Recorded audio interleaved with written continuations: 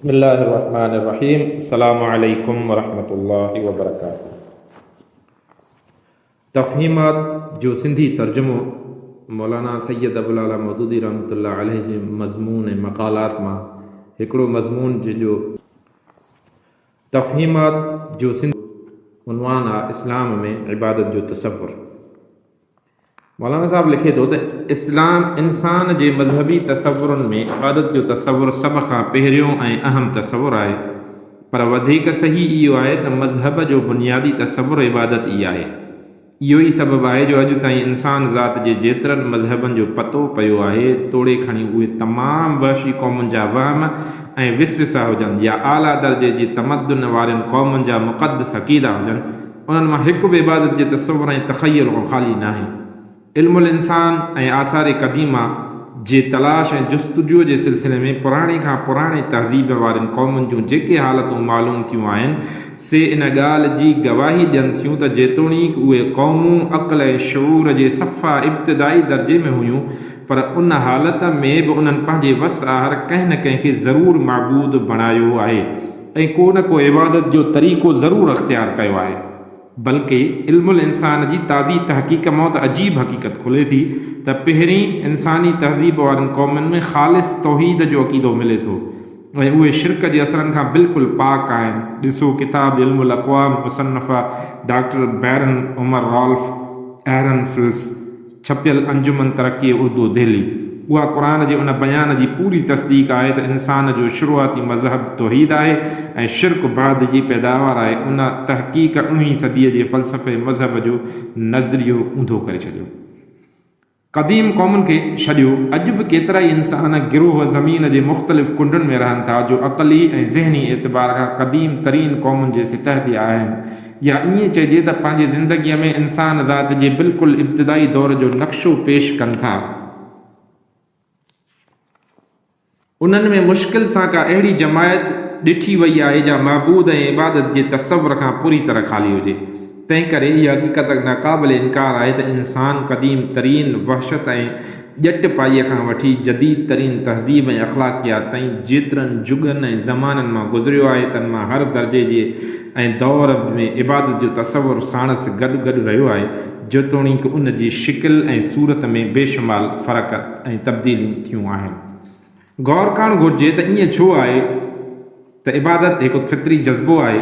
छा सबबु आहे जो उहो ख़्यालु बनी आदम ते हावी आहे ऐं हर ज़माने में हालतुनि जे फ़र्क़ हूंदे बि हेकांदो शायल रहियो आहे? छा उहो इरादे सां अख़्तियार कयो वियो आहे?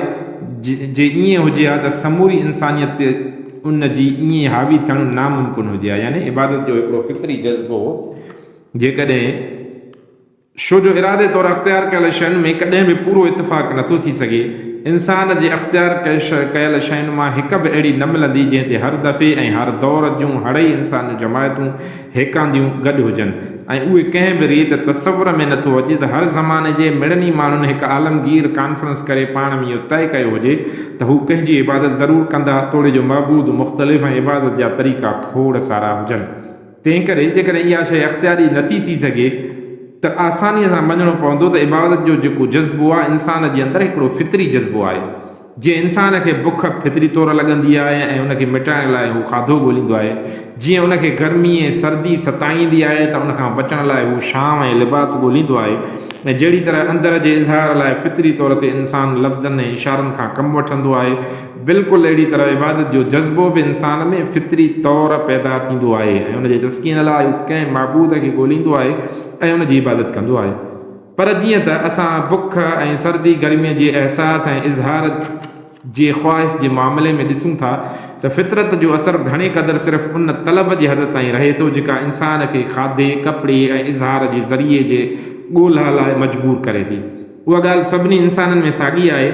उनखां अॻिते फितरत जो असरु कमज़ोर इंसान जो पंहिंजो अख़्तियार ग़ालिब थी वञे थो ऐं उतां ई उहे बेशुमार इख़्तिलाफ़ शुरू थियंदा जेके खाधे जॻह लिबास ज़ुबान ऐं बयान जे मुख़्तलिफ़ सूरतुनि में हर ज़माने जे मुख़्तलिफ़ क़ौमुनि में मिलंदा। उहो इंसान जो पंहिंजो अख़्तियार हुजे थो त उहो उन्हनि खे घुर्जुनि खे छा सां ऐं कहिड़ी तरह पूरो करे थो। लॻभॻि साॻियो हाल इबादत वारे जज़्बे जो बि आहे त उहो इंसान खे बंदगी ऐं परस्तश जे रुॻो उभारे थो। उनखां पोइ उहो इंसान जी पंहिंजी चूंड ते आहे त उहो उन जज़्बे जी तस्कीन लाइ कंहिंखे महबूद मञे थो ऐं उन जी इबादत जो छा तरीक़ो अख़्तियार करे थो। इन ई चूंड ऐं अख़्तियार जे हद ते पंहिंजी महबूदनि ऐं इबादत जे तरीक़नि में उहो इख़्तिलाफ़ शुरू थिए थो जो इंसान जे अख़्तियार कयल मिड़नी शयुनि में नज़र अचे थो। जेतोणीकि उन ई मामले में फितरत जी रहनुमाई इंसान जो साथ सफ़ा नथी छॾे, जहिड़ी तरह खाधे ऐं लिबास जहिड़े फितरी घुर्जुनि में नथी छॾे, लेकिन उहा ई रहनुमाई एतिरी धुंधली ऐं अणलखी थिए थी जो उनखे परोड़ण लाइ निहायत लतीफ़ ऐं नाज़ुक शऊर जी ज़रूरत आहे, जेको तमामु घटि माण्हुनि खे थिए थो। अचो त इन ॻाल्हि जी परोड़ करियूं त उन फितरी घुर्ज जूं छेड़ूं छा सां मिलनि थियूं, उन कशिश जो मर्कज़ किथे आहे जा इंसान खे इबादत लाइ छिके थी, कहिड़ियूं कुवतूं आहिनि जेके ख़ासि महबूद जी तलाश ऐं उन जी इबादत ते उभारिनि थियूं, ऐं उहा कहिड़ी रहनुमाई आहे जा उन ॻोल्हा में इंसान खे ख़ुदि फितरत खां मिले थी। उन लाइ असांखे सभ खां अॻु में ख़ुदि इबादत जी हक़ीक़त ते गौर करण जो घुरिजे जो उन खां बग़ैर उन्हनि सवालनि जो हल मुश्किल आहे। इबादत जी हक़ीक़त छा आहे? इबादत जो तसवुर दरअसल हिकु जामियो तसवुर आहे जेको ॿिनि तसवुरनि जे गॾिजण सां ठहे थो, हिकु बंदगी ॿियो परस्तश। बंदगी जी माना आहे कंहिं बालातर कुवत जी वॾाई तस्लीम करे उन जी फरमान बरदारी ऐं इताअत करणु, ऐं परस्तश जी माना आहे कंहिं बालातर हस्तीअ खे पाक मुक़दस ऐं बुज़ुर्ग सम्झी उन अॻियां न्याज़ सां सर झुकाइणु ऐं उनखे पूॼणु। उन्हनि मां पहिरियों तसवुर इबादत जो इब्तिदाई ऐं बुनियादी तसवुर आहे ऐं ॿियो तसवुर इंतिहाई ऐं मुकमल करण वारो। पहिरियों ज़मीन जी हैसियत रखे थो ऐं ॿियो इमारत जी। इन करे असांखे पंहिंजी तहक़ीक़ जी इब्तिदा पहिरें तसवुर खां करणु घुरिजे, यानी बंदगी या फरमान बरदारी ऐं इताअत हमेशह उन कुवत जी कई वेंदी आहे जेका बंदगी करण वारे ते कहर ऐं ग़लबो, कुदरत ऐं ताक़त रखंदी हुजे, ऐं इताअत करण वारे लाइ उन जे हुकुम खां लवाइण जो को चारो न हुजे। उन जी हिकिड़ी महदूद शिकिल त उहा आहे जेका मालिक ऐं नौकर जे विच में असां आम ॾिसंदा आहियूं, लेकिन उन खां वधीक कुशादे तसवुर लाइ वाज़िह मिसाल उहा बंदगी आहे जेका अवाम पंहिंजी हुकूमत जी कंदो आहे। हुकूमत का मादी शइ न आहे, न ई हिकु महसूस यानी टेंजिबल ऐं नज़र ईंदड़ विज़िबल शइ आहे, हिकु निज़ाम ऐं ज़ाब्ते जी बंदिश आहे जंहिंजो ज़ोर ऐं असरु लखनि किरोड़नि माण्हुनि ते हावी हूंदो आहे। अवाम उन जे कानून जे चाहींदे या न चाहींदे में हलंदो आहे। माण्हू पंहिंजे घरनि में, हारी पंहिंजे ॿनिनि में ऐं मुसाफ़िर ॾोराहनि पंधनि ते बि जिते ज़ाहिरी तौरु हुकूमत जो ज़ोर जताइण वारी का शइ मौजूदु न हूंदी आहे, हुकूमत जे कानून जी इताअत कंदा आहिनि। उन जे हदनि ऐं इख़्तियारनि में रही जेको शख़्स उन जे कानून जी ख़िलाफ़ वर्ज़ी कंदो आहे उनखे सज़ा मिलंदी आहे। वधीक नाफ़रमानी जी सूरत में उन जा उहे सभई हक़ ज़ब्त थी वेंदा आहिनि जेके रैयत हुजण जी हैसियत में खेसि हासिलु आया। इन लिहाज़ खां जेतिरे क़दुरु माण्हू कंहिं हुकूमत जे हदनि में रहंदा आहिनि ऐं उन जे कानून जी पाबंदी कंदा आहिनि, तन लाइ असां चवंदा आहियूं त हू फलाणी हुकूमत जी फरमान बरदारी ऐं इताअत कनि था। ऐं जेकॾहिं असां उन्हनि लफ़्ज़नि बदिरां मज़हबी इस्तिलाह कुतुब आणियूं त चई सघूं था त हू उन जी बंदगी ऐं इबादत कनि था। हाणे उन तसवुर खे अञा घणो वसीउ कयूं। पूरी काइनात ते नज़र विझो, तव्हां ॾिसंदव त आलम सॼो ऐं उनजो हिकु हिकु ज़र्रो हिकु ज़बरदस्त निज़ाम में जकड़ियल आहे ऐं हिकु कानून आहे जंहिं ते हर शइ हले थी। उन जी ख़िलाफ़ वर्ज़ी कंहिंजी बि मजाल न आहे। जा शइ उन जी ज़रे जेतिरी बि नाफ़रमानी करे थी त फ़साद ऐं फना जो शिकार थी वञे थी। उहो ज़बरदस्त कानून जो इंसान, हैवान, वण टिण, पथर ऐं पाणी, ज़मीनी तोड़े आसमानी शन, सयारनि ऐं सितारनि ते हिकु जहिड़ो हावी आहे। असांजी ज़ुबान में कानून फितरत या कानून कुदरत चवाए थो। उन जे तहत जेको कमु जंहिं शइ जे हवाले कयो वियो आहे सा उहो करण में रुधल आहे। हवाऊं उन जे इशारे ते हलनि थियूं, बरसाति उन जे हुकुम सां पवे थी, पाणी उन जे फरमान सां वहे थो, सयारा उन जी मर्ज़ीअ सां हरकत कनि था। मक़सदु त हिन सॼी काइनात में जो कुझु थी रहियो आहे उन जे कानून ते थी रहियो आहे, जंहिं शइ खे असां ज़िंदगी, बका ऐं जहान कोठियूं था। उहो दरअसल नतीजो आहे उन कानून जी इताअत जो, ऐं जंहिंखे असां मौत, फना ऐं फ़साद चऊं था, उहो हक़ीक़त में नतीजो आहे उन कानून जी ख़िलाफ़ वर्ज़ीअ जो। ॿियनि लफ़्ज़नि में असां इहा ॻाल्हि हीअं चई सघूं था त हर शइ जा ज़िंदा ऐं बाक़ी आहे सा उन कानून जी इताअत करे थी, ऐं हिन काइनात जे जहान में का शइ ज़िंदा ऐं बाक़ी नथी रही सघे जी उन जी इताअत न करे। लेकिन जहिड़ी तरह हुकूमत जे मिसाल में असां ॾिसूं था त कानून जी इताअत असल में कानून जी इताअत न आहे, पर उन हुकूमत जे इताअत आहे जंहिं पंहिंजे ॾाढ ऐं ज़ोर सां उन कानून खे नाफ़िज़ कयो आहे। ऐं हुकूमत जो नज़्म ऐं ज़ब्त क़ाइमु रखण लाइ हिकु हाकिम, हिकु मरकज़ी फ़रमान रवा, हिकु मुक़्तदर आला हस्तीअ जो वजूद अवस ऐं ज़रूरी आहे। ठीक अहिड़ी तरह कानून फितरत जी इताअत बि असल में ॾाढी ऐं ज़ोरावर हुकूमत जी इताअत आहे जेका उन कानून खे ठाहिण ऐं ताक़त जे ज़ोर ते उनखे हलाइण वारी आहे ऐं हीअ हुकूमत हिकु हाकम जे हथ में आहे जंहिंखां बग़ैर एॾो वॾो आलमगीर निज़ाम हिकु घड़ीअ लाइ बि नथो हली सघे।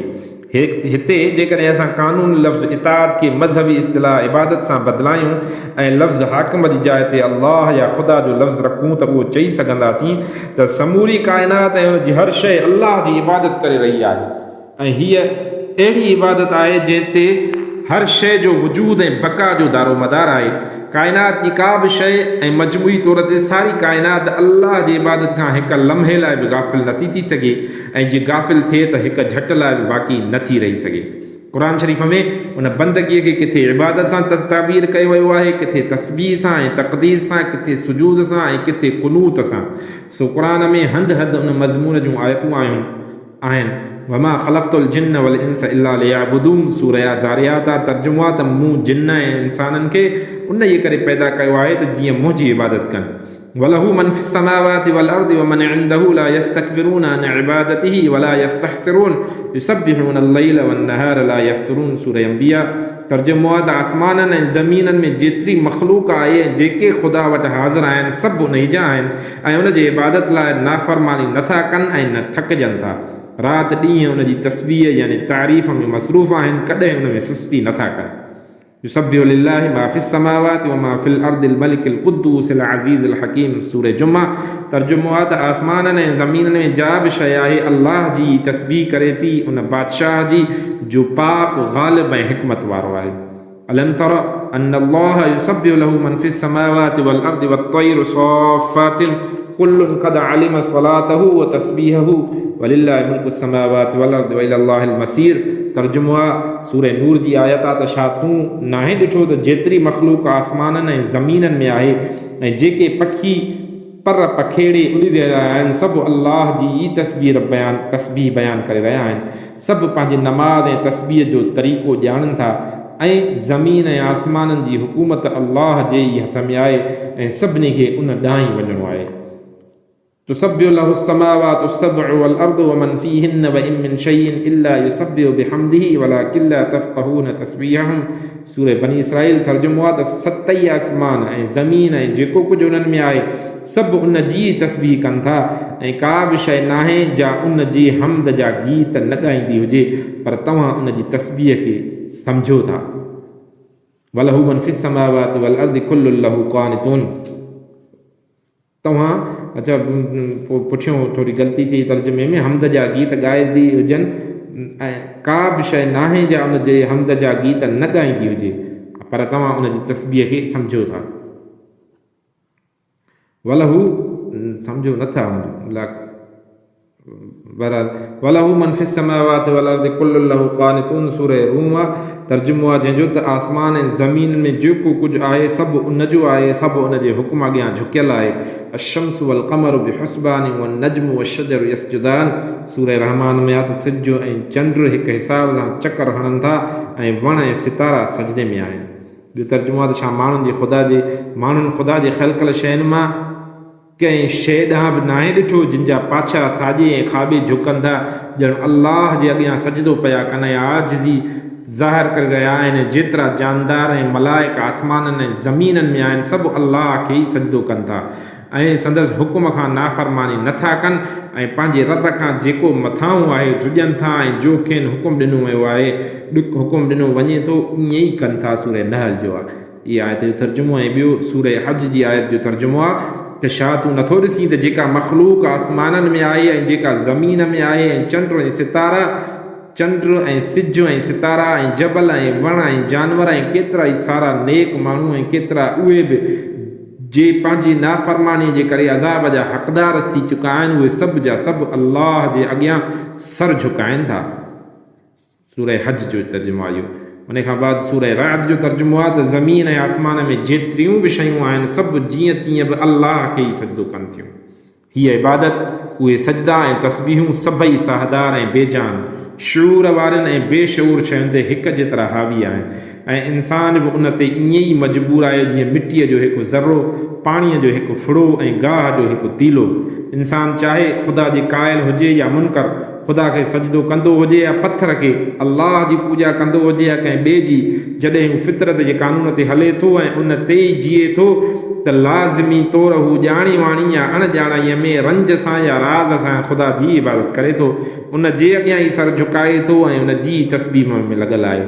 उन जो उथणु वेहणु, घुमणु फिरणु, खाइणु पीअणु सभु उन जी इबादत आहे। कोई खणी पंहिंजे अख़्तियार सां ॿिए कंहिंजी पूॼा कंदो हुजे ऐं पंहिंजी ज़ुबान सां ॿिए जी बंदगी ऐं इताअत कंदो हुजे, पर संदसि लूंहं लूंहं उन ई ख़ुदा जी इबादत में मसरूफ़ आहे जंहिं ख़ैस पैदा कयो आहे। उन जी रत उन ई ख़ुदा जी इबादत में गर्दिश करे थी, संदसि दिलि उन जी इबादत में धड़के थी, संदसि उज़वा ऐं उहा ज़ुबान बि जंहिंसां ख़ुदा खां इनकार ऐं ग़ैरनि जी तारीफ़ करे थो, दरअसल उन जी इबादत में आहिनि।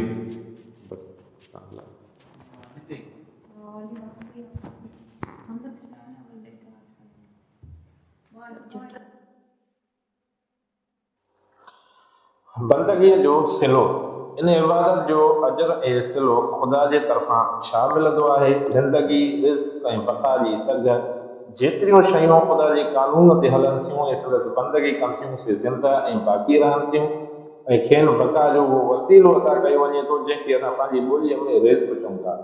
ऐं जेके शयूं उन जे कानून खां मुंहुं मोड़नि थियूं, फसाद में पइजी वञनि थियूं, उनजो रिस्क बंदि थी वञे थो ऐं उहे फैल खां महरूम थी वञनि थियूं।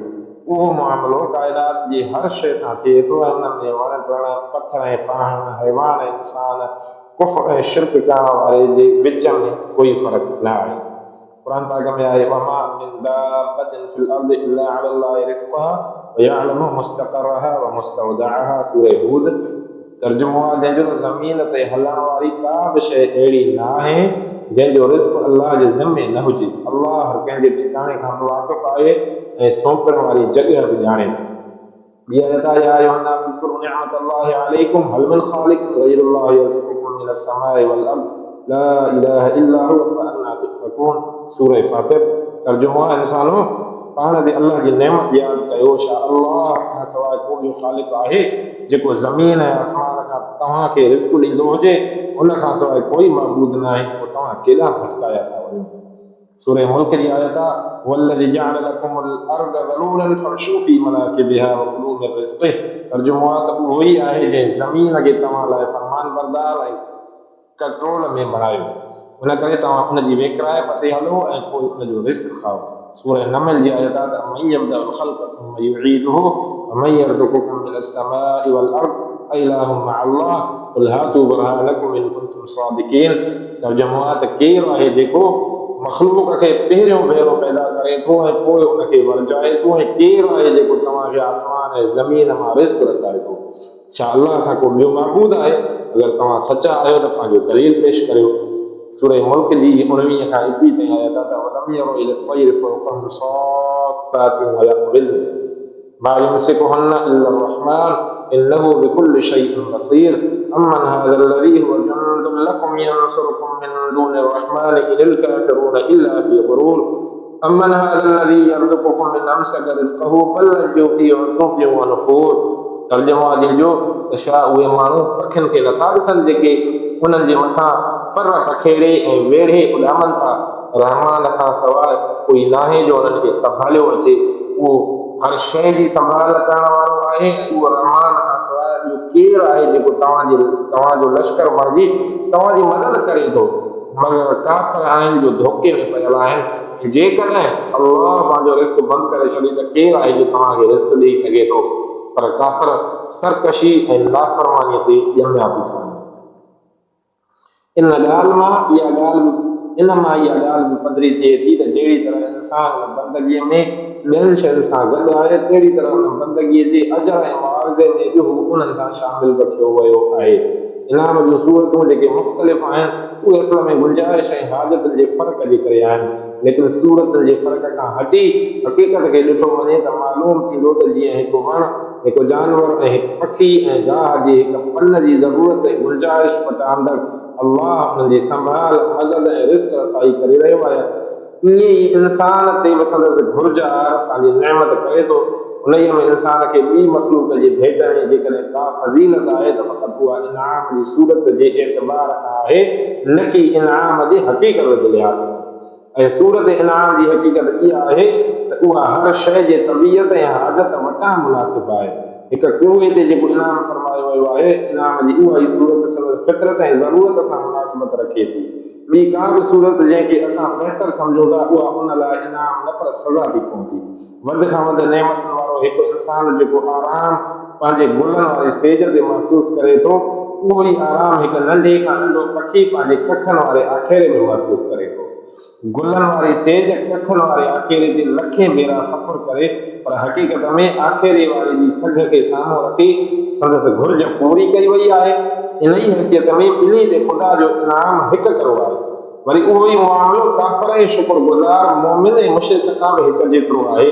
जेके माण्हू ख़ुदा जा मुनकर आहिनि, उनजी बंदगी नथा कनि, उन सां संदसि मखलूक खे शरीक कनि था, उन ते बि ज़िंदगी रिज़्क़ ऐं हिफ़ाज़त वारी नेमत ईअं ई थिए थी जेका हिकु मुबाहिद ऐं ख़ुदा जे परस्त जे मथां, बल्कि कानून फितरत जी पैरवी या ॿियनि लफ़्ज़नि में फितरी इबादत में हिकु काफ़िर हिकु मोमिन खां सरस आहे त खेसि इबादत जो सिलो बि मोमिन खां बहितर मिले थो। इबादत जो जज़्बो छो थो पैदा थिए? हाणे इहो सुवाल आसानीअ सां हल थी वञे थो त इंसान में इबादत जो जज़्बो फितरी तौर ते छो थो पैदा थिए ऐं हू छो पंहिंजे महबूद खे ॻोल्हे थो, जॾहिं सारी काइनात ऐं उनजी हर शइ हिकु क़ादिर ऐं काहिर हस्तीअ जे बंदगी करे थी, ऐं जॾहिं त ख़ुदि इंसान जो पंहिंजो अंग अंग उनजी इबादत में आहे ऐं उहे सभु अंसर जिन सां इंसान जो जिस्म जुड़ियल आहे उन अॻियां सजदा रहंदा आहिनि। इंसानी जिस्म में उन्हनि अंसरनि जी तरकीब उनजी फरमान सां थी आहे ऐं इंसान जो वजूद हर घड़ीअ उन जे बंदगीअ ते मदार रखे थो त बंदगी ऐं मानत पंहिंजो पाण इंसान जे सिरिश्त में दाख़िल थी वई आहे। जेतोणीकि हू उन हुकूमत जे मालिक खे नथो ॾिसे जंहिंजो हू बानो आहे। नई दुनिया जी हुकूमत वांगुरु उन ख़ुदाई हुकूमत जा नुमाइंदा वटि अचनि था, पर जीअं त हू बानो ई पैदा थियो आहे ऐं बिना इरादे हर वक़्तु बंदगी करे थो ऐं संदसि आका जी हुकूमत खेसि ऐं संदसि आसपास जी मिड़नी शयुनि खे जकड़े रखियो आहे, तंहिं करे फितरी तौर हुनजे अंदरि नियाज़मंदी ऐं बंदगीअ जो हिकु गहरो जज़्बो पैदा थिए थो ऐं संदसि दिलि बेअख्तियार कंहिं महबूद खे ॻोल्हे थी त जीअं उनजी हमद ऐं सना करे, उनजी वॾाई जी वाखाण करे, संदसि अॻियां पंहिंजी इबादत ऐं अक़ीदत जो नज़रानो पेश करे, ख़ासि पंहिंजे हाजतुनि में मदद घुरे ऐं हर आफ़त खां उनजी पनाह में अचे। उहा ई सिरिश्त ऐं फितरत आहे जंहिं अज़ल खां इंसान खे महबूद जी ॻोल्हा ते मजबूर कयो आहे। इन जी घुर्ज ते उन हमेशह परस्तश जी का न का शक्ल अख़्तियार कई आहे ऐं उहो अंसर आहे जंहिंमां मज़हब पैदा थियो आहे। हाणे महबूद जी तलाश में फितरत जी रहनुमाई। लेकिन जीअं त असां अॻु में ॿुधायो आहे त फितरत हर मामले में इंसान जे अंदरि हिकु उसाट, हिकु ख़्वाहिश ऐं हिकु कशिश पैदा करे खेसि छॾे ॾिनो आहे त पंहिंजे महबूद खे पाण तलाश करे। ॼण के ईअं सम्झो त फितरत इंसान सां लिक लिको ई रांदि खेॾे थी, हिकु अणॼातल शइ जे तलब ते खेसि उभारे थी ऐं पाण परदे पोयां लिकी वञे थी त जीअं हू पंहिंजे अकुल जे ज़ोर ॾेई पंहिंजे हवासनि खां कमु वठी मालूम करे त संदसि दिलि में जंहिं शइ जो उत्साह आहे ऐं संदसि फितरत जा शइ घुरे थी सा छा आहे ऐं किथे आहे ऐं कीअं उनखे हासिल कजे। इहो ई उहो मक़ाम आहे जिते पहुची करे इंसान खे ॾुखियायूं पेश आयूं आहिनि ऐं हिन पंहिंजे अकुल जी क़ाबिलियत, पंहिंजी लाख, पंहिंजे ज़ौक़ ऐं वजदान जी सलाहियत आर पंहिंजे लाइ मुख़्तलिफ़ रस्ता कढिया आहिनि जेके अॼु इंसान ज़ात जे तिर्ज़ मुआशरत ऐं तहज़ीब जी कसरत में असां ॾिसूं था। उन में शक न आहे त उन जुस्तजू ऐं जाकोड़ में अख़्तियार ऐं चूंड में फितरत कॾहिं उनजो साथ न छॾियो आहे, पर जीअं हर क़दम ते हूअ हैवाननि जी रहनुमाई करे थी तीअं इंसान जी रहनुमाई नथी करे। उहा इंसान खे निहायत हल्कनि इशारनि में हिदायत ॾिए थी, सफ़ा धुंधली रोशनी ॾेखारे थी जेके मामूली अक़ल ऐं फ़हम वारा नथा सम्झी सघनि। उन ई सबबनि अक्सर ईअं थियो आहे त इंसान जो अख़्तियार सही दल वठण में नाकाम थियो आहे ऐं संदसि नफ़्स ग़लति रस्तनि ते रोले छॾियो। मिसाल तौर खाधे जी ख़्वाहिश पैदा करण में फितरत जी मर्ज़ी त इहा हुई त हिकिड़ो मवाद इंसान जे जिस्म खे अहिड़ो मिले जंहिंजो सत उनखे सगारो रखी सघे, पर घणा माण्हू उन ख़ुर्दनि बराए ज़ीस्तनि यानी जीअण लाइ खाइण वारी हक़ीक़त न सम्झी सघिया। खाधो हासिल करण लाइ फितरत जेको ज़ाइक़ो इंसान जी ज़ुबान में रखियो हो तंहिंखे हू मक़सदु बणाए वेठा ऐं नफ़्स खेनि ज़ीस्तनि बराए ख़ुर्दनि यानी खाइण लाइ जीअण जी ग़लति फ़हमीअ में विझी फितरत जे मुराद मां कढी छॾियो अहिड़ी तरह लिबास ऐं अॼु जी तरफ़ में असल में जिस्म खे मौसमी असरनि खां महफ़ूज़ रखण लाइ रखी वई हुई, उनखे बि नफ़्स वॾाई शान ऐं गुरूर जो ज़रियो बणाए छॾियो। फितरत फैशन में गुम थी वई ऐं माण्हू महिलात जे हेठां दॿिजी वियो। साॻियो ई हाल फितरत जे ॿियनि तक़ाज़नि जो थियो आहे, जंहिंखे न सम्झी या कॾहिं सम्झी करे बि इंसान पंहिंजे अख़्तियारनि सां उनखे घुर्ज खे पूरो करण वास्ते उहे मुख़्तलिफ़ ढोंग ऐं तरीक़ा कढिया जे फितरत जे असुल मक़सद खां सवाया ऐं घणनि मामलनि में उनजे उतर हुआ। वरी उहे ई शयूं अॻिलनि खां पोइ ताईं तहज़ीब ऐं तमदन रीतुनि ऐं रस्मूं बणिजी पहुतियूं, जिन इंसानी नसुलनि खे अहिड़ो त सोघो कयो जो फितरत जी रहनुमाईअ खे सम्झण त परे रहियो, मोरू तमीज़ वारो अख़्तियार हलाइण जी आज़ादी बि बाक़ी न रही ऐं वॾनि जे तरीक़नि मुक़दस कानून बणिजी उन्हनि खे अंधी तक़लीद में विझी छॾियो।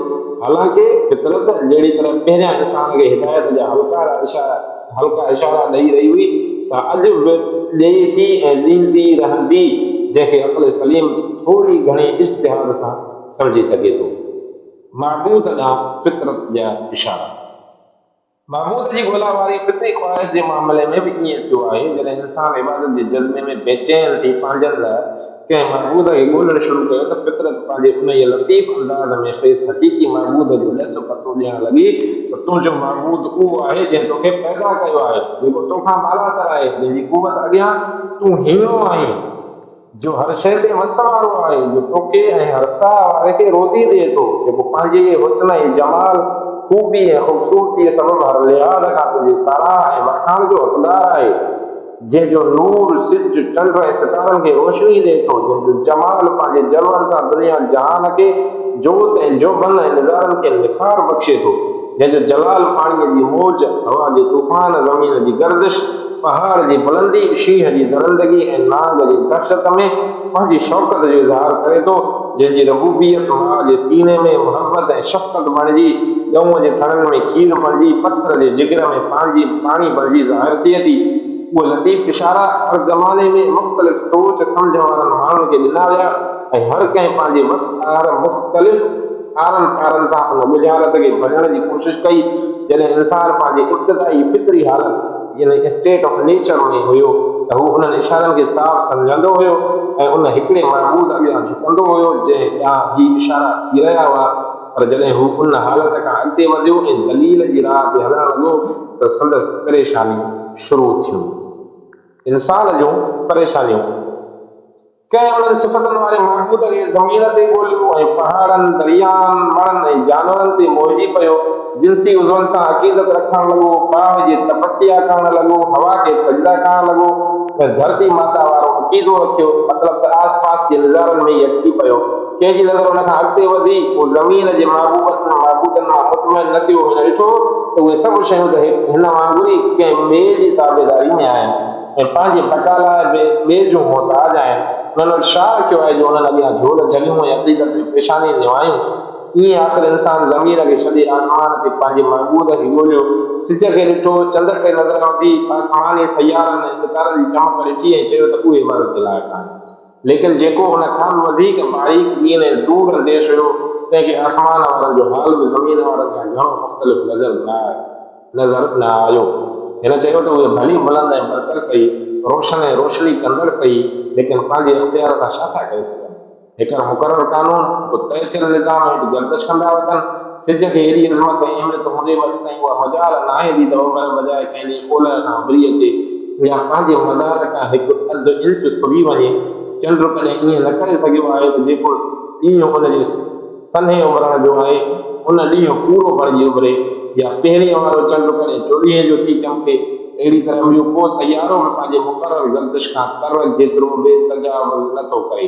उन बंदगी, विचारगी ऐं ग़ुलामीअ खे ॾिसी करे उन महबूद ॻोल्हण वारे माण्हूअ आसमान खां बि मुंहुं मोड़े छॾियो। इन तमामु मादी ऐं जिस्मानी शयुनि खे नाक़ाबिल परस्तश कोठियो ऐं पंहिंजे महबूद जी तलाश में रूहानियत में हलियो वियो ऐं दुनिया त्यागण जे ख़्याल यानी एब्स्ट्रैक्ट आइडियाज़ में खोइजी वियो। हू दौलत जे देवी जो आशिक़ बणियो, मोहबत जी देवता सां रेझियो, हुस्न जे देवीअ जो दीवानो बणियो, कुवत जे देवता खे सजदो कयो, शख़्सियात जा बुत ठाहे उन्हनि जी इबादत कई, रूहनि ऐं मलाइकनि खे ख़ुदा बणायो ऐं सम्झो त उहे ई इबादत जे लाइक़ आहिनि। अहिड़ी तरह मुख़्तलिफ़ क़ाबिलियत जे माण्हुनि खे पंहिंजी फ़िक्र ऐं नज़र जी पहुच मुताबिक़ काइनात जी हर शइ जंहिंमें बरतरी रुबूबियत कुदरत हुस्न जमाल कहर ऐं जलाल ऐं ख़ालिक़ियत जी झलक नज़र आई उन अॻियां झुकी पिया ऐं फितरत जे ॾिनल ॾस ते जो शख़्स जेतिरो परे वञी सघे वियो उहो उते बीह रहियो मगर जेके माण्हू वधीक ऐं सही सम्झ ऐं वजदान रखण वारा हुया ऐं सालिम ऐं सलीम अकुल वारा हुया उहे फितरत जे ॾसियल निशानियुनि ते ठीकु सफ़र करे रहिया हुया ऐं उहे उन्हनि ज़मीनी ऐं आसमानी महबूदनि ऐं रूहानी ऐं ख़याली देवताउनि मंझां हिक मां बि मुतमिन न थिया विच वारनि मंज़िलनि मां हिक ते बि न टिकिया ऐं वधंदे वधंदे उन मंज़िल ते पहुची विया जिते खेनि काइनात जूं घणेई मादी रूहानी ज़हनी आसमानी ऐं शैतानी क़ुवतूं कंहिं ॿिए जी गिरफ़्त में जकड़ियल कंहिं ॿिए जी बंदगीअ में मशगूल ऐं ॿिए जे अॻियां झुकियल ऐं कंहिंजी तस्बीह पढ़ंदे नज़र आयूं हिते हिननि पंहिंजे दिलि जे कननि सां ही आवाज़ ॿुधो ला इलाहा इल्ला अना फअबुदून क़ुरान जो तर्जुमो आहे त मूंखां अलावा कोई महबूद न आहे पोइ तव्हां मुंहिंजी इबादत कयो ही उन महबूद जो आवाज़ हुयो जंहिंजी ॻोल्हा में हू हलिया हुया तालिब खे वेझो ॾिसी मतलूब पाण फिटारियो हिन पाण ई अॻिते वधी पंहिंजो पतो ॿुधायो उते पहुची सफ़र ख़तमु थी वियो मंज़िल मिली वई ऐं ॻोल्हण वारा मुतमइन थी विया हिते मौलाना साहब इन्हे जे तबसरे में लिखे थो त अॼुकल्ह मज़हब लिखण वारे मुसन्निफ़नि जो लाड़ो घणे क़दुरु तारीख़ी इर्तिक़ा जे नज़रिए न आहे हू चवनि था त इंसान इब्तिदा शिरक जी अदना शिकिलनि सां कई हुई जीअं जीअं शुरूर वधंदो वियो महबूदनि जो मयार ऊचो थींदो वियो ऐं उन्हनि जो अघु घटिबो वियो तेसि ताईं जो तरक़ी करे इंसान तौहीद रही पातो लेकिन तारीख़ ख़ुदि उन नज़रिए खे पूरो करे थी ईसा अलैहिस्सलाम खां 2500 साल अॻु हज़रत इब्राहिम ख़ालिस तौहीद जो परस्तार हुयो ऐं ईसा अलैहिस्सलाम खां 2000 वरे बाद अॼु बि इंसान ज़ात में किरणे माण्हू शिरक जा परस्तार मौजूदु आहिनि छा ही तारीख़ी इर्तिक़ा जो सबूत आहे हक़ीक़त इहा आहे त अदना तरीन शिरक खां वठी बुलंद तरीन तौहीद ताईं इबादत ऐं हक़ीक़त जा सभु क़िस्म हर ज़माने में रहिया आहिनि ऐं अॼु ताईं मौजूदु आहिनि तफ़ावत दरअसल मुख़्तलिफ़ इंसाननि जी अक़ली ऐं ज़हनी दर्जनि में आहे न कि तारीख़ी तरतीब में पंहिंजे सफ़र खे हिते था वधायूं किताब खे इहा हक़ीक़त आहे जंहिंखां इनकार ॻाल्हि करे रहिया हुआसीं त हीउ उन ई महबूद जो आवाज़ हुयो जंहिंजी ॻोल्हा में हू हलिया हुया तालिब खे वेझो ॾिसी मतलूब पाण पुकारियो हिन पाण ई अॻिते वधी पंहिंजो पतो ॿुधायो उते पहुची सफ़र ख़तमु थी वियो मंज़िल मिली वई ऐं ॻोल्हण वारा मुतमिन थी विया इहा हक़ीक़त आहे जंहिंखां इनकार नथो करे सघिजे त इन आख़िरी हिदायत मिलण खां पोइ वरी कोई वधीक ॻोल्हा ऐं जुस्तजू लाइ बेचैन न थियो बेचैनी बेक़रारी ऐं बेइत्मीनान जो कुझु बि हुई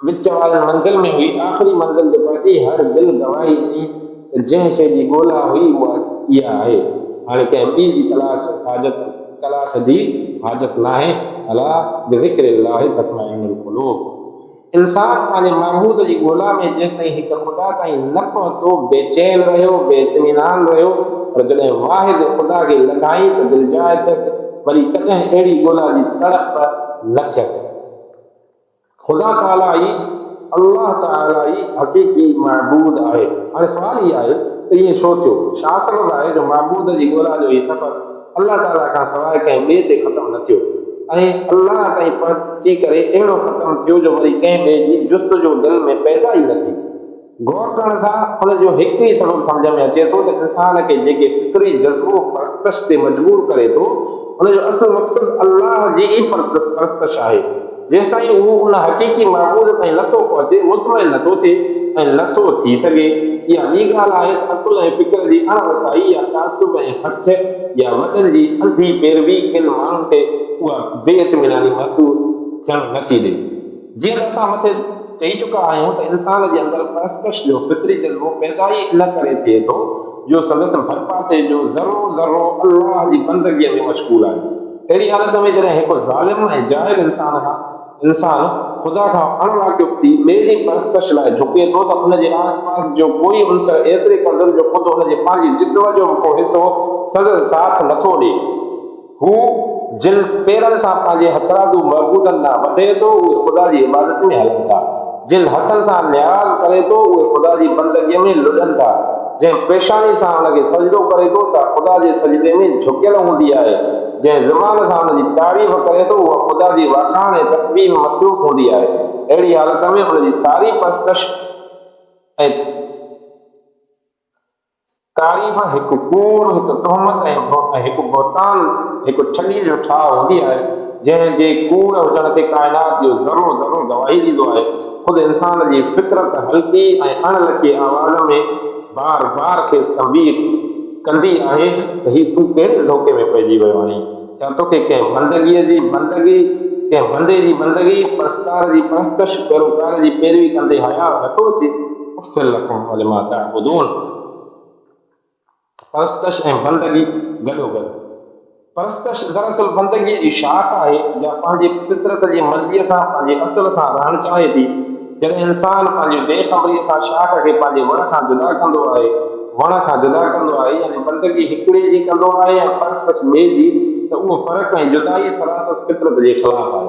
पर जॾहिं नादानीअ जो पर्दो विच मां हटी वेंदो आहे, इंसान खे हुन ॻाल्हि जो इल्मु थी वेंदो आहे त माबूद उहो ई आहे जो मालिक, ख़ालिक ऐं परवरदिगार आहे, त बंदगी ऐं परवरिश ॿई कठियूं थी वेंदियूं आहिनि। शाख असुल सां मिली वेंदी आहे, जीअं ॿार पंहिंजे माउ जे हंज में फाची वञे। उन जी विसाल ऐं मेलाप सां उहो लुत्फ़ ऐं मज़ो ऐं दिलि जो इत्मीनान हासिल थींदो आहे, जेको विछोड़े ऐं जुदाईअ में न हुयो।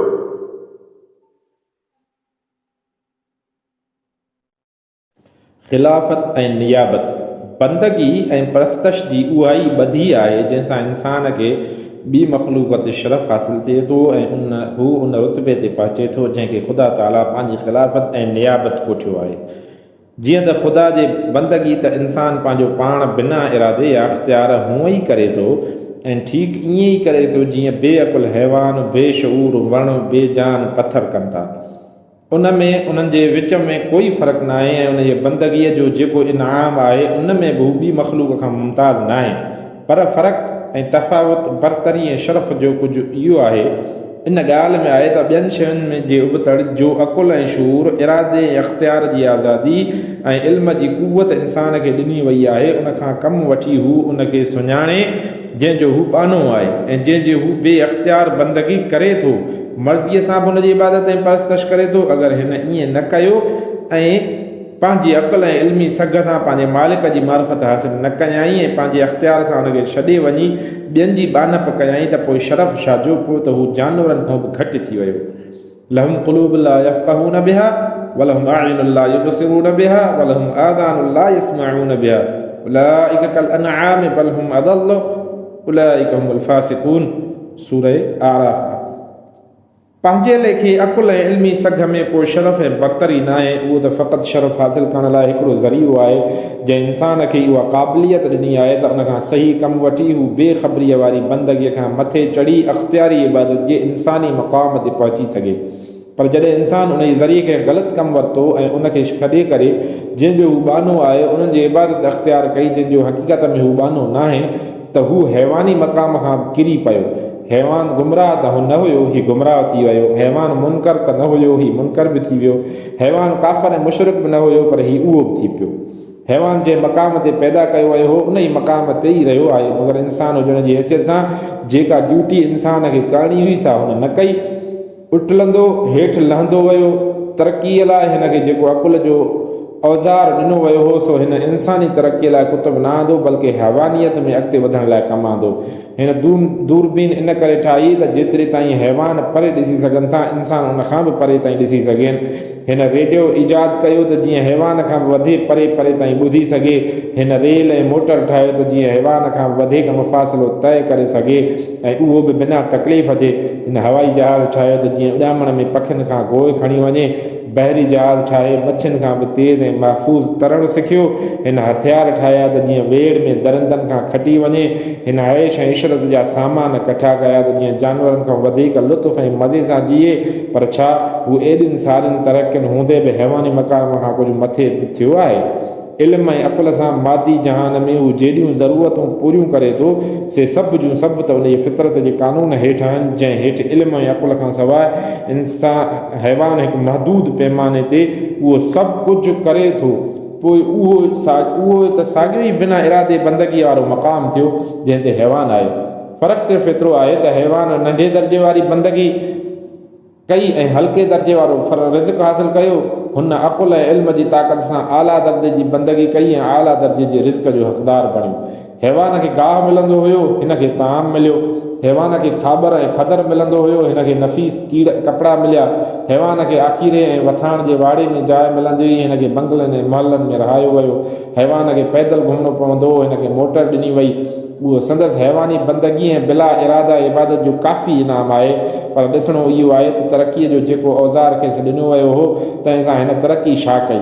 तरक़ी जी माना त इहा हुई त हू हैवान हूंदे जंहिंखे बे अख़्तियार सजदो करे पियो, इंसान जी हैसियत सां अख़्तियारी सजदो बि उनखे करे हा। हैवान जी हैसियत में जंहिंजी कानून फितरत यानी नेचुरल लॉ जी इताअत करे थो, इंसान थी करे उनजी शरई मॉरल लॉ जी इताअत करे हा। शरई हुकुम जी यानी मोरल लॉ जी इताअत करे हा। अगरि उहा तरक़ी हिन कई त पक सां हिन हैवाननि ऐं सारी मख़लूक़ ते शरफ़ हासिल कयो ऐं अमली तौर हिन उहा ख़िलाफ़त हासिल करे वरिती जंहिंजी सघ ऐं सम्झ खेसि ॾिनी वई हुई। हिन सॼी मख़लूक़ खां सरस पंहिंजे ख़ालिक जी बंदगी ऐं इबादत कई, तंहिं करे सभ खां वधि अजुर जो हक़दार बणियो। पर जे उहा तरक़ी हिन न कई ऐं तरक़ीअ जे हथियार जे ग़लति इस्तेमाल सां उटलंदो ज़वाल जे खॾ में किरी पियो त बेशक हू बुरे खां बुरो ऐं ज़लील में ज़लील थी पियो। हिन पंहिंजे हिमाकत सां पाण खे अज़ाब जो मुस्तहक़ बणायो।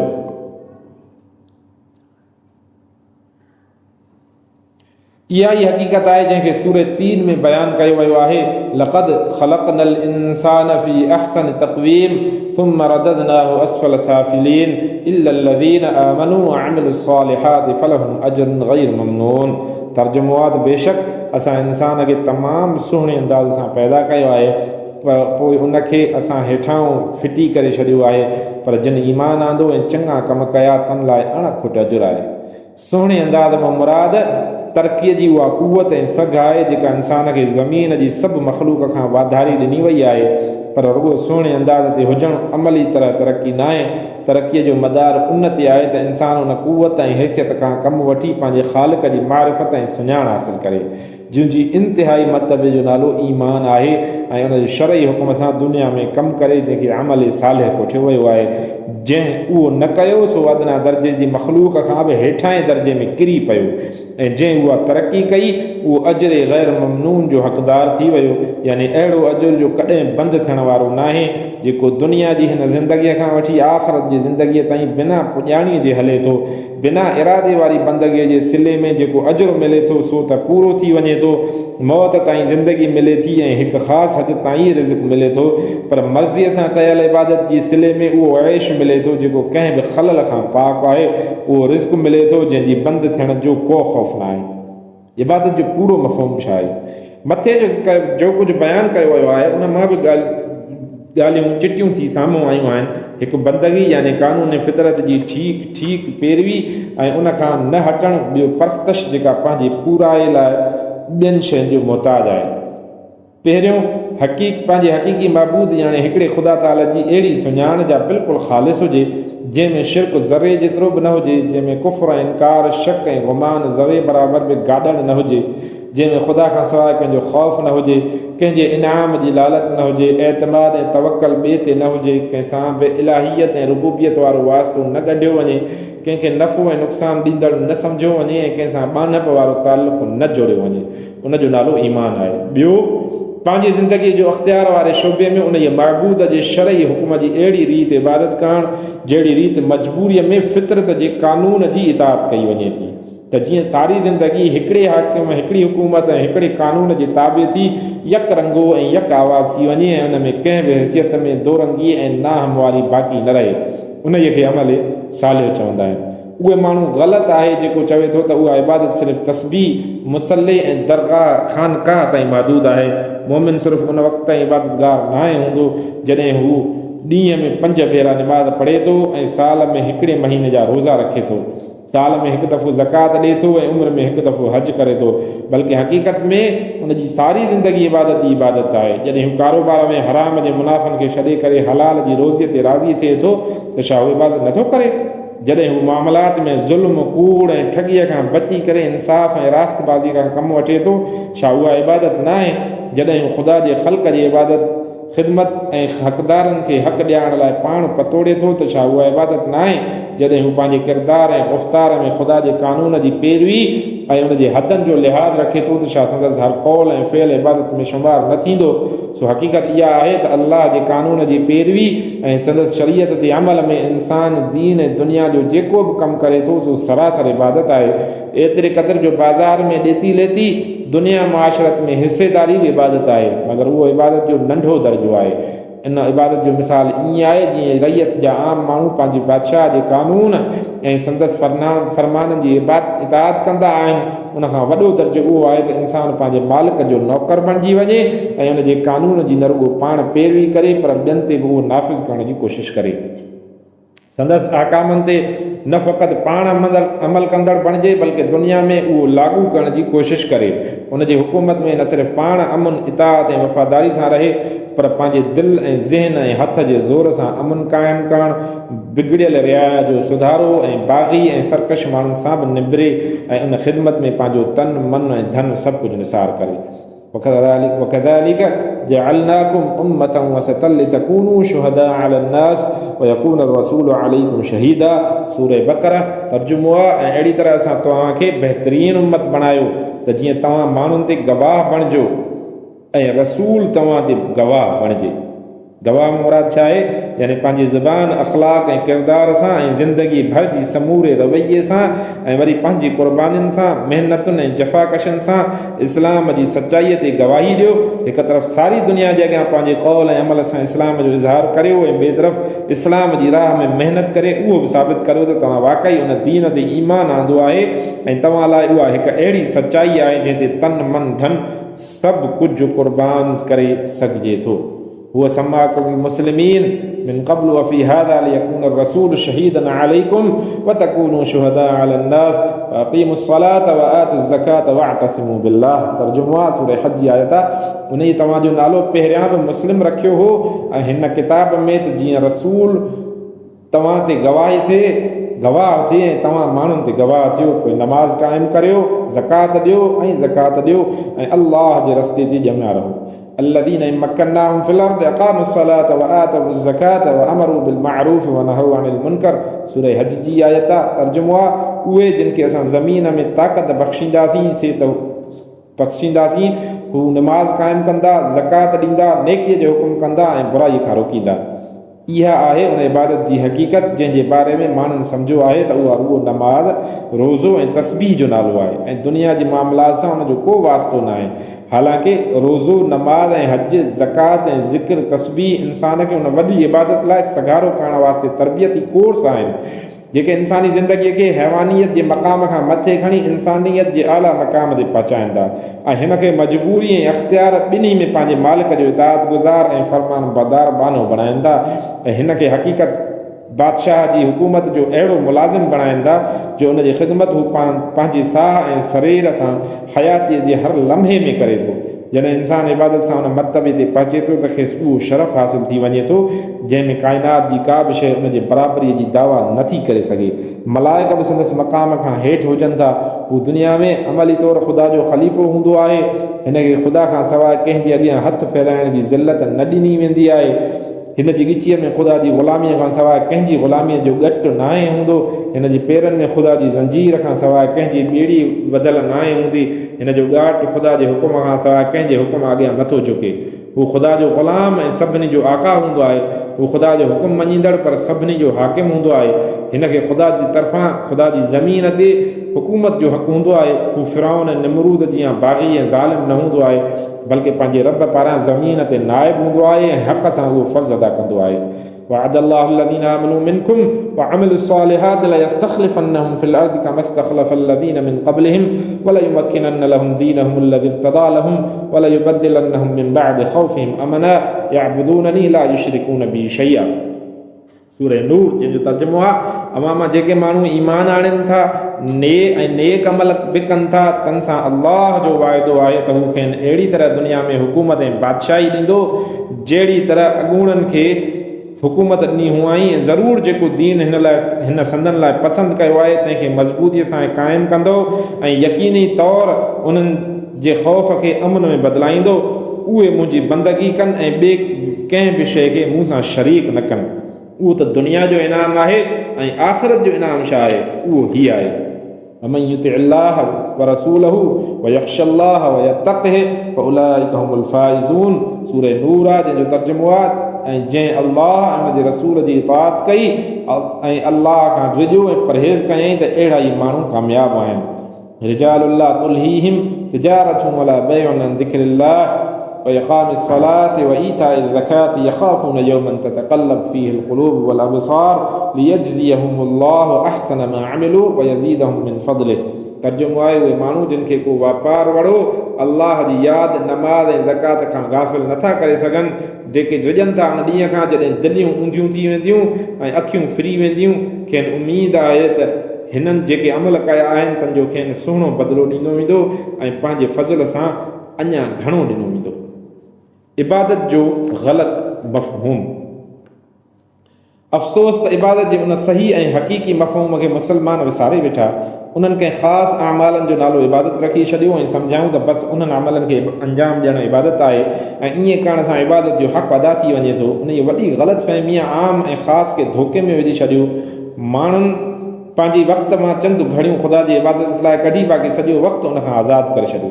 अल्लाह जे क़ानून जी पेरानि मां हिकु हिकु पेरा जे ख़िलाफ़ वर्ज़ी कई, हुदूदुल्लाह मां हिकु हिकु हद खे टोड़ियो, कूड़ ॻाल्हायो, गिला कई, वाइदा टोड़िया, हराम माल खाधो, हक़दारनि जो हक़ मारियो, कमज़ोरनि ते ज़ुल्म कयो, नफ़्स जी बंदगीअ में दिलि अखि हथ ऐं पेर सभिनी खे नाफ़रमानी लाइ वक़ुफ़ करे छॾियो। पर 5 वक़्त जी नमाज़ पढ़ी, ज़ुबान सां क़ुर पाक जी तिलावत कई, साल में 1 महीने जा रोज़ा रखिया, माल मां कुझु ख़ैरात करे छॾी, हिकु दफ़ो हज बि कयूं ऐं सम्झूं त असां ख़ुदा जा इबादत गुज़ार बाना आहियूं।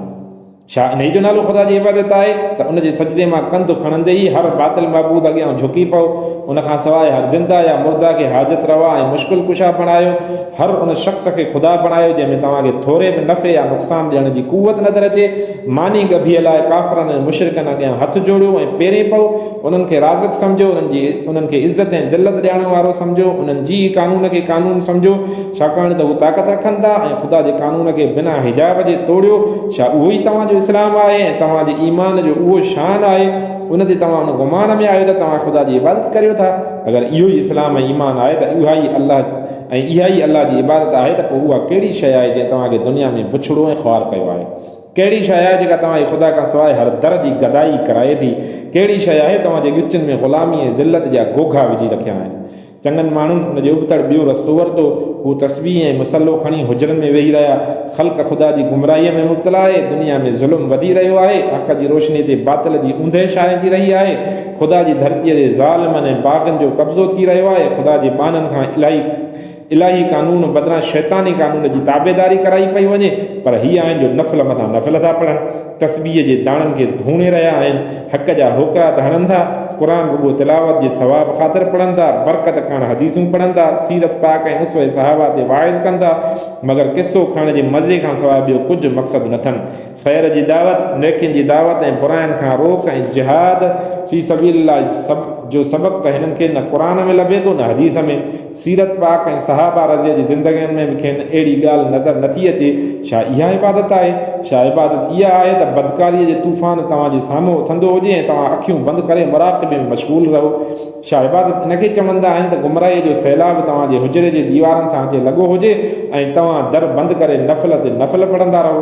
छा इबादत इन जो नालो आहे त काफ़िर दुनिया सॼीअ में शैतानी सोभ जो ऐलान कंदा वतन, दुनिया में उन्हनि जो धाको ॼमे, उन्हनि जो हुकुम हले, उन्हनि जा कानून रवाज पाइनि, उन्हनि जूं बंदूक हले, उन्हनि जे अॻियां अल्लाह जे बाननि जा कंध झुकनि ऐं तव्हां वरी ख़ुदा जी ज़मीन ऐं ख़ुदा जे मख़लूक खे उन्हनि लाइ छॾे नमाज़ूं पढ़णु, रोज़ा रखणु ऐं ज़िक्र ऐं शुगल सां लॻी वञो? अगरि इबादत इहा ई आहे जेका तव्हां पिया कयो ऐं अल्लाह जी इबादत जो हक़ ईअं ई अदा थींदो आहे त पोइ हीउ छा आहे जो इबादत तव्हां कयो ऐं ज़मीन जी हुकूमत ऐं हुकुमरानी ॿियनि खे मिले? छा अल्लाह जो वाइदो कूड़ो आहे जो हुन क़ुर में तव्हां सां कयो हुयो त وعد الله الذين آمنوا منكم وعملوا الصالحات ليستخلفنهم في الأرض كما استخلف الذين من قبلهم وليمكنن لهم دينهم الذي ارتضى لهم وليبدلنهم من بعد خوفهم أمنا يعبدونني لا يشركون بي شيئا. अगर खुदा पंहिंजे वादे में सचो आहे ऐं ॿिए तरफ़ वाक़ई ईअं बि आहे जो तव्हांजी उन इबादत हूंदे बि तव्हांखे न ज़मीन जी ख़िलाफ़त हासिल आहे न तव्हांजे दीन खे इस्तेहकाम नसीब आहे, तव्हांखे ख़ौफ़ जे बदिले अमन न आहे, त तव्हांखे सम्झणु घुरिजे त तव्हां ऐं तव्हांजी सॼी क़ौम इबादत गुज़ार न आहे, बल्कि उनखे छॾे चुकी आहे ऐं उहो ई कारण आहे जो तव्हां दुनिया में ख़्वार थी रहिया आहियो। वमा तौफ़ीक़ी इल्ला बिल्लाह। अस्सलामु अलैकुम वरहमतुल्लाहि वबरकातुहू।